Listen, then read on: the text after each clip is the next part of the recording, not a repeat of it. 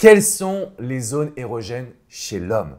Bonjour à toutes mesdames et bienvenue dans cette minute coaching très spéciale. Je suis avec Aurore Ménal, comment vas-tu? Ça va bien et toi Alex? Ça va très bien, je te remercie. Aurore de Pouvoir de Séduction, c'est sa chaîne YouTube. Elle a réalisé une vidéo qui est exceptionnelle, qui est quelles sont les zones érogènes chez la femme avec plus de 100 000 vues en l'espace de quelques jours. Ouais. Je me suis dit qu'il fallait absolument que je t'interviewe parce que c'est important. Est-ce que tu peux te présenter pour toutes les femmes qui ne te connaissent pas, qui n'ont pas vu nos précédentes vidéos?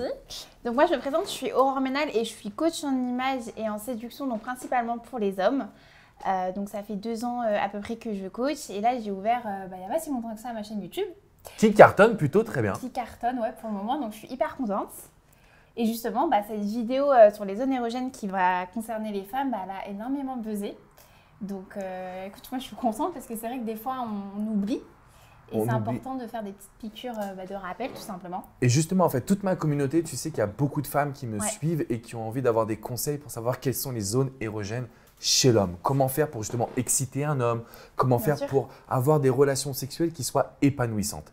Alors, est-ce que tu peux nous donner comme ça les zones érogènes chez l'homme? Qu'est-ce qui te vient en tête? Alors déjà, ce qu'il faut savoir, c'est que ça soit pour les hommes et la femme, il y a des zones érogènes qui sont primaires et secondaires. D'accord. Donc, on va dire que les primaires, elles vont être un peu plus hautes. D'accord. Et les secondaires, en quelque sorte, un peu plus soft. D'accord. Donc là… Commençons par les softs. On commence par les softs. On y va tout doucement dans cette vidéo. Crescendo, j'ai bien compris. Alors, pour les zones secondaires, en fait, pour l'homme, elles vont être très simples. Ça va être souvent être le cou. D'accord. Donc, le cou, c'est une zone érogène pour nous. C'est une bonne zone érogène. Effectivement, qui marche pas mal. Tu confirmes? Je confirme. Ça va être également donc, les lobes d'oreilles. D'accord. Et ce qu'il faut savoir aussi, Alex, c'est chez les hommes, il y a aussi une zone érogène secondaire qui vont être aussi les tétons. Ah, c'est intéressant. Exactement. Parce que chez les femmes, c'est vrai que c'est quelque chose qu'on adore quand on les stimule, mais il y a aussi pas mal d'hommes. Est-ce que c'est chez toutes les femmes? Au niveau des tétons? Ouais. Ah oui. Parce que je sais que tu dis souvent qu'avec les hommes, ça va être un petit peu différent. Il y en a qui vont aimer, d'autres qui vont moins aimer. Est-ce qu'il y a une technique pour savoir si les hommes aiment ça? Par exemple, est-ce qu'ils vont se durcir les tétons? Comment savoir si… Exactement, c'est ça. En fait, le téton va se durcir, un peu comme nous, un peu les femmes. Et généralement, ça va être accompagné un peu du frisson. D'accord. Tu vois, quand tu vas le caresser, quand tu vas le stimuler. Et donc, chez les hommes, c'est à peu près pareil, similaire que les femmes. Ouais. C'est super important ce que tu viens de dire. J'aimerais rebondir sur cette notion de frisson. Parce que moi, quand j'accompagne une femme qui me demande « Alex, comment savoir si mon homme il a un désir très intense? Comment savoir s'il est presque à jouir, etc. » ou quelles sont ces zones, érogènes. Je considère que le frisson, c'est quand même quelque chose qui est important. Bien sûr. Le fait de sentir que sa respiration va commencer à s'accentuer, exactement. Ça veut dire qu'on est au bon endroit, entre guillemets. C'est ça. Donc, tout ce qui est primaire, on l'a vu, donc c'est tout ce qui est au niveau du cou, au niveau du lobe de l'oreille. Il y a le côté téton pour certains hommes. Exactement, les bras aussi. Les bras, même l'avant-bras, ça reste quand même une zone érogène secondaire. Le fait de caresser, etc., les bras d'une manière assez intense. Vu qu'il y a l'alchimie entre l'homme et la femme, ça va aussi faire monter en pression, accompagné des autres zones érogènes. Si la nana fait bien le boulot, normalement, ça devrait se passer. On peut mettre en pression l'homme. Alors, c'est obligatoire. tu vois, il y a quelque chose qui est assez intéressant, c'est que j'aimerais bien voir avec toi, c'est tout ce qui est au niveau de la tête. Parce que moi, j'ai accompagné beaucoup d'hommes qui m'ont dit « Alex, j'aime bien avoir des caresses, notamment au niveau de la tête et des cheveux, etc. » Est-ce que la sensation de bien-être, ça peut être considéré comme une zone érogène ou pas forcément? Si, ça peut être considéré comme une zone érogène. Et justement, c'est bien que tu puisses rebondir au niveau de la tête. Le fait que les hommes aiment bien se faire caresser, on va dire, entre guillemets, avoir des papouilles, c'est le mot qu'on emploie tous. En fait, ça provient déjà depuis l'enfance. Quand tu es accompagné de ta maman, souvent la maman avait ce geste-là de te caresser la tête, je ne vais pas dire le cou, mais même le visage, tu sais, c'est quelque chose de très affectueux. Et l'homme a ce besoin avec la femme, c'est quelque chose en gros qui, comme tu dis, lui retransmet un peu le bien-être qu'il avait à l'époque avec sa maman. En fait, comme si sa femme le couvait, c'est un moment un peu plus tendre, si tu veux. Tu vois ce que je veux dire? C'est vraiment hyper intéressant parce que j'y avais pas pensé, pour être honnête. Et donc là, je me fais dire, il y a des zones érogènes, il y a des zones également de tendresse, mais qui créent quand même de l'excitation. Parce que nous, les hommes, quand on se sent bien dans vos bras, derrière, on va avoir une pression qui va se libérer et on aura forcément envie d'avoir des relations sexuelles. Alors, on a vu un petit peu les signaux, on va dire secondaires, soft. Quels sont justement les signes un petit peu primaires?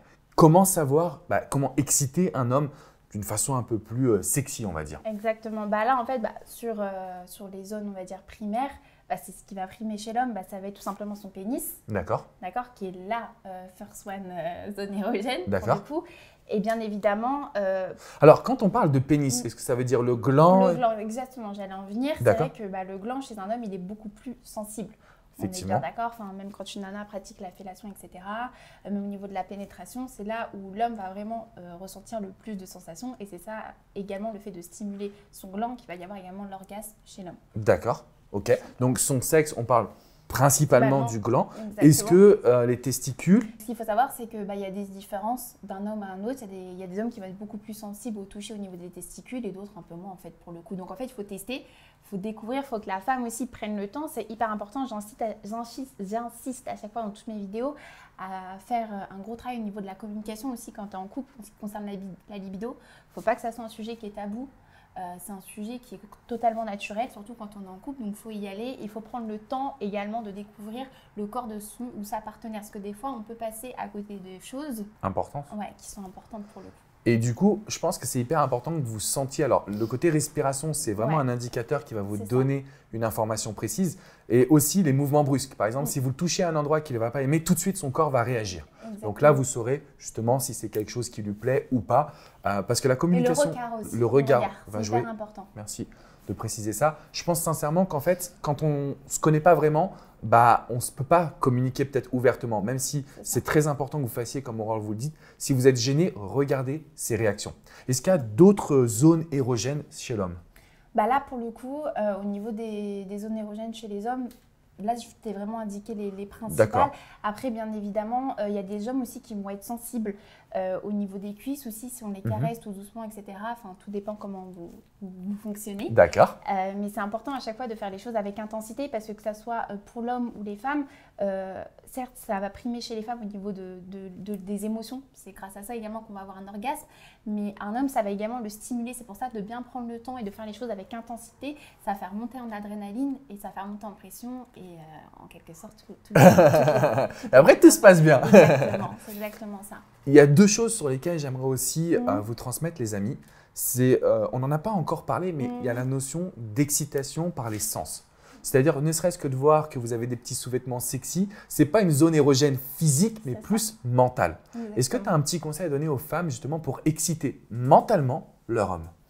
Pour exciter tout simplement mentalement son ou sa partenaire, comme tu viens de l'indiquer, il y a des petits détails.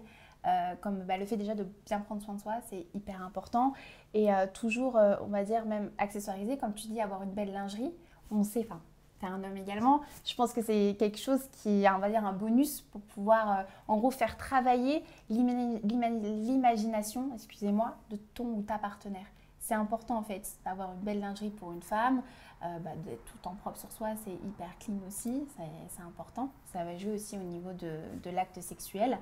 Mais c'est vrai que même de sexualiser une discussion avec ton ou ta partenaire en amont, c'est quelque chose aussi qui est important parce que, comme je viens de vous l'indiquer, ça permet aussi à l'homme et la femme de faire travailler son imagination, de pouvoir en quelque sorte anticiper l'acte sexuel qui va arriver et de se dire je vais faire peut-être telle chose ou telle chose, ça va vous faire monter en adrénaline à distance et le soir quand vous vous retrouvez, c'est l'explosion. C'est l'explosion pour le coup. Donc il y a plein de petites techniques comme ça. Donc c'est vrai qu'au départ, dans un tout début de relation, sexualiser, faire des sextos, c'est un peu plus compliqué. Mais c'est vrai que plus la relation va avancer dans le temps et plus vous pouvez vous permettre des choses, plus il va y avoir complicité, plus vous allez vous comprendre et ça va devenir naturel. Et ces petites choses-là sont hyper sympas pour pouvoir faire monter en pression les deux partenaires. Ce que vous devez savoir, mesdames, c'est que le cerveau est une zone érogène. C'est même peut-être la zone la plus importante. Parce que oui, c'est vrai qu'on a les oreilles, le cou, on a les tétons, les testicules, on a le pénis, etc. Mais ce que vous devez savoir aujourd'hui, c'est qu'en réalité, il faut éveiller les sens. Parce que le but d'avoir des zones érogènes, c'est derrière d'avoir des rapports sexuels qui vont être puissants. Alors, on n'en a pas parlé, on pourrait revenir sur l'orgasme prostatique. Là, c'est des techniques qui vont un petit peu plus loin. Donc, ce n'est pas forcément le but de cette vidéo. Ce qu'on voulait vous transmettre, c'est cette notion de cerveau. Et tu as développé quelque chose sur ta chaîne qui est très puissant, c'est ce pouvoir de l'imagination. Exactement. Les sextos. Les sextos. Les histoires. Les histoires, exactement. Même les fantasmes. C'est ce qui va éveiller aussi des fantasmes qu'on a tous, ou peut-être des nouveaux fantasmes à vivre avec notre partenaire. Donc c'est hyper important. C'est ce qui va permettre vraiment de monter en intensité lors des rapports. sexuelle. Et là, mesdames, je sais que vous allez vous dire, oui, mais Alex et Aurore, on n'a pas envie de passer pour des femmes faciles. Et c'est vrai. Mais l'idée de communiquer, c'est quand vous faites des choses que vous n'avez pas l'habitude de faire, que vous allez pouvoir réveiller l'instinct, je dirais, de chasseur, de séducteur, de charme, de dominatrice également, qui va faire en sorte que cet homme, il ait envie de vous. Et donc, toutes les zones érogènes, vous pouvez aujourd'hui les pratiquer. Merci beaucoup, Aurore. Merci à toi, Alex. C'est la reine aujourd'hui pour pouvoir vous accompagner là-dessus. Non, plus sérieusement, regardez sa chaîne Pouvoir de séduction. Vous aurez des conseils pour pouvoir être plus épanoui en amour. Alors, c'est vrai que c'est une chaîne qui est plutôt à destination des hommes, mais pour vous également, mesdames, vous pouvez trouver. Pour les femmes, donc n'hésitez pas en tout cas. Bien sûr. Je vous mets tous les liens juste en dessous. Je te demanderai d'être avec moi pour répondre aux commentaires. Bien sûr. Mesdames, si vous avez la moindre question, c'est juste en dessous. Mettez un petit pouce bleu et surtout abonnez-vous à cette chaîne parce qu'on est là ensemble pour vous transmettre le meilleur sur la vie sentimentale. Merci encore, Aurore. Merci à toi, Alex. À très bientôt. Bonne Ciao journée. les amis.